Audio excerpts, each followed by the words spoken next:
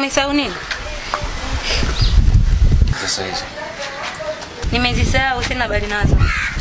Wewe unanichukuliaje mimi? Yaani ukiniona hivyo unanionaje, unanichukuliaje? Kwa hiyo ndo maana unapata hata nguvu ya kufanya vitu vingine, unapata hata nguvu ya kufanya mambo mengine. Si ndio? Kwa gani ambapo mimi nimeyafanya? Wewe mbona uishiwe maneno wewe kila siku wewe, kila siku wewe? Wewe mwanaume wa aina gani? Lakini mpenzi wangu, kwa nini kila siku unataka kuonekana mimi ni mkorofi kwako? Kwa nini? Yaani kwa nini kila siku unaonekana mimi ndo natafuta ukorofi kwako? Natafuta matatizo kwako. Kwa nini? Kwa sababu unagubu sana wewe.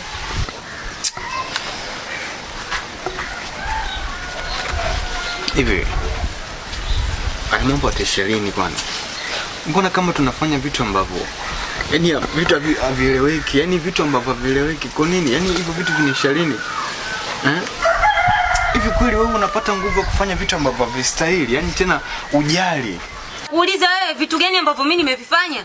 Kila siku mimi. Wewe uchoki kunisingizia mambo ya ajabu? Uvijue. Wakati ule mara ya kwanza nilikusingizia. Sawa, na sasa hivi kakangu atanongopea mimi. Yaani kweli kakaangu ndugu yangu mimi, tumbo moja, damu moja, niongopee mimi. Wewe kutoka na rafiki wa kaka yangu kweli? Yaani una mahusiano na rafiki wa kaka yangu?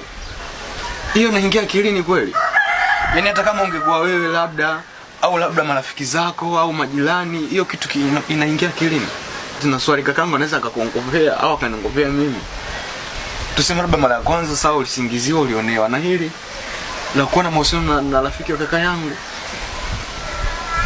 Kwa nini lakini unanikosea? Kwa nini unadhalilisha mpenzi wangu? Kosa langu mimi liko wapi? Kosa langu mimi nini kwako? Sitaki kujutia kama nakupenda, sitaki kujutia kitu. Lakini sasa hivi imekuwa kama inazidi. Alafu unachukulia simple yani. Chochote unachojisikia kukifanya wewe unakifanya.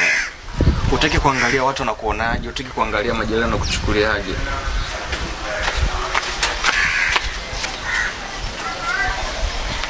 Yaani mimi naongea nazungumza na wewe unaondoka. Yaani jinsi gani kwamba tukizungumza hapa kina maana. Yaani jinsi gani sina thamani kwako. Sasa kama unipendi niambie bwana Vini mimi sikupendi, fanya maisha yako sawa. Lakini sio kunionyesha dharau. Yaani unanionyesha dharau hadharani. Haitoshi, mbona haitoshi pia wana mahusiano na watu ambao mimi nawafahamu.